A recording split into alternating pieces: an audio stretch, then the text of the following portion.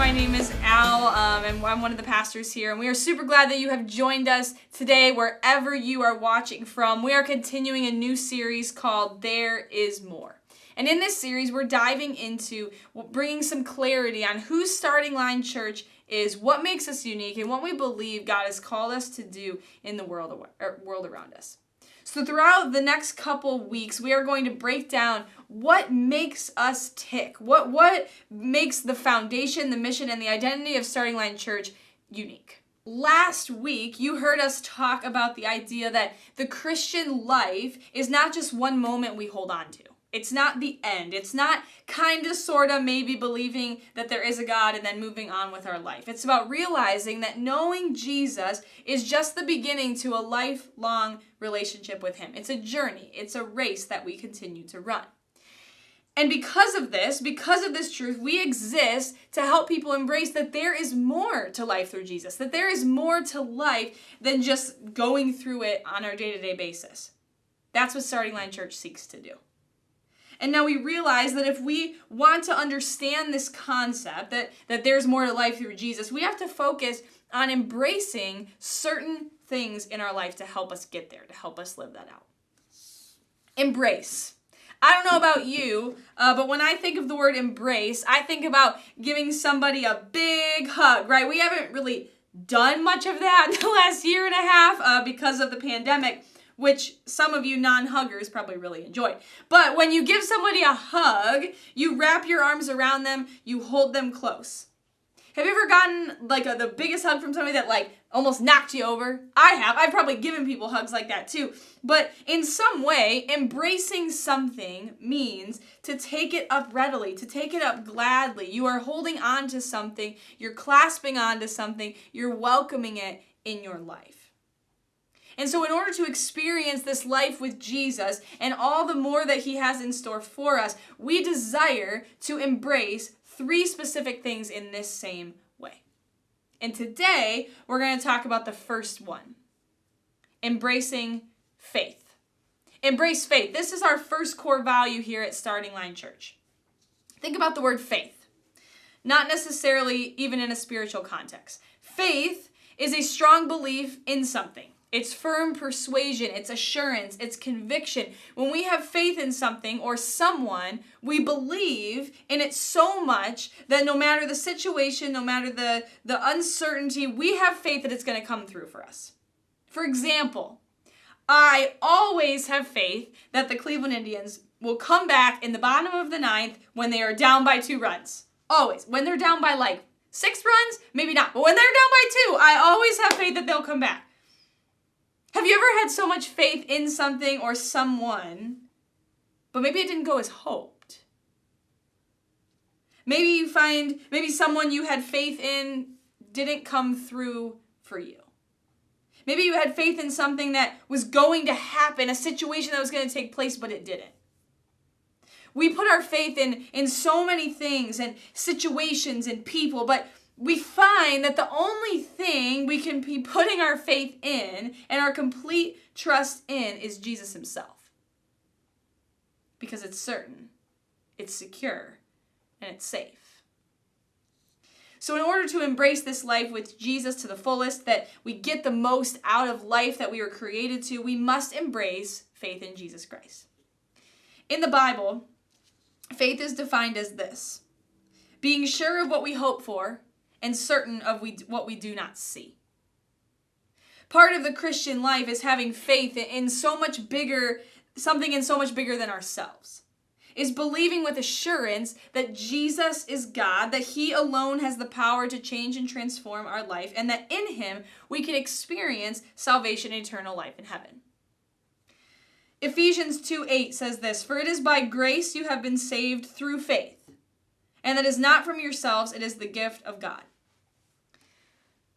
Living an abundant life doesn't come from just being a good person or having fun or the good works that we do or treating people nicely. Those are all good things.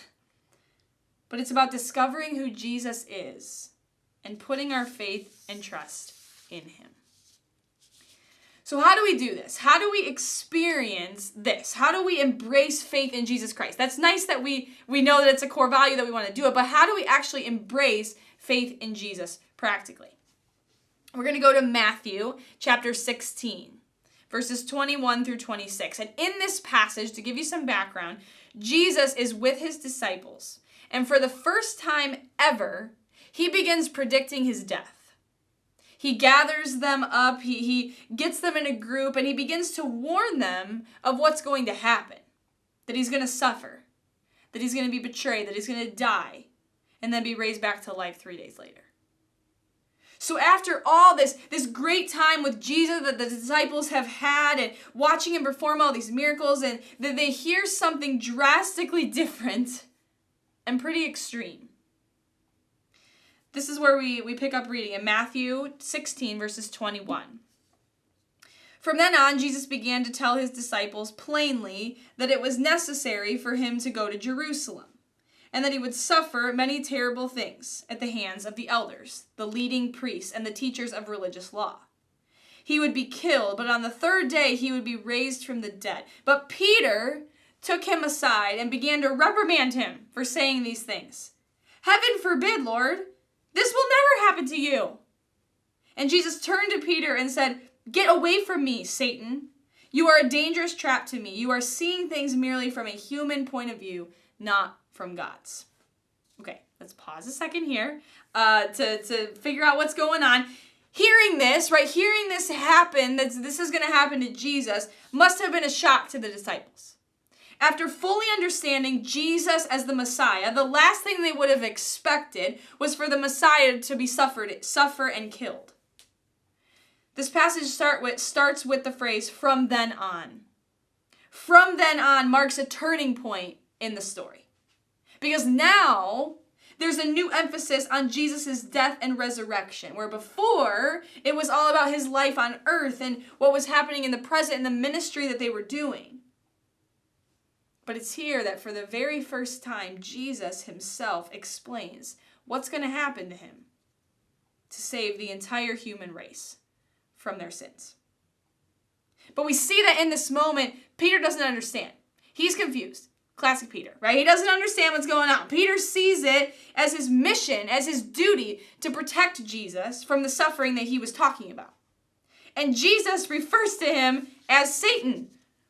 Kind of a strong rebuke from Jesus here. All I know is I hope Jesus never refers to me as Satan. That doesn't really seem like a very fun nickname to have. But Jesus doesn't call him this because he actually thinks he is Satan or he worships him. It's that Satan, our enemy, our spiritual enemy, is always trying to leave God out of the picture, to push people away from him. And in the same way, this is what Peter is doing. Because he's not seeing the big picture of what God is trying to do through his death and resurrection, that it's to save us. So Peter, he missed God's perspective. He evaluated the situation and what he heard from the lens of a human perspective. And in the minds of the disciples, I'm sure, Jesus the Messiah was the embodiment of power. He was the embodiment of strength instead of a suffering servant coming to save the world. And in Peter's heart, of protecting Jesus, he's told here that he can't keep him from his discomfort because this is what Jesus came to earth to accomplish. Okay, we get this so far. Let's keep reading in verse 24.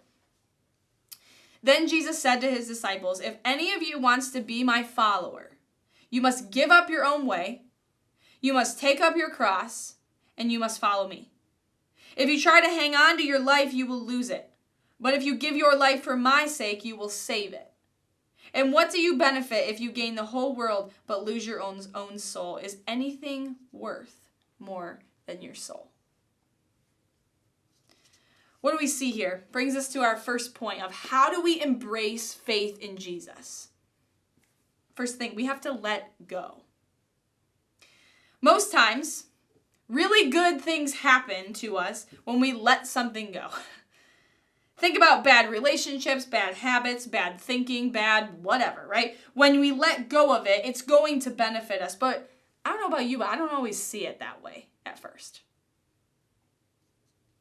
I don't really see that giving up my own way of doing things to go along with something else is a good idea all the time. It can be really hard, especially when you're pretty certain that you're right, right? We might even have hope that somebody else's idea that might not even work because we want to prove them wrong, right? That we want to prove that we know what we're talking about.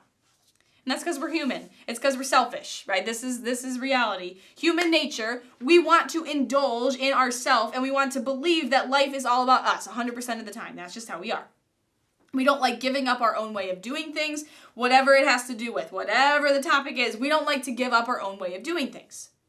But if we want to embrace faith in Jesus, we have to let go. Meaning, we let go of our old ways.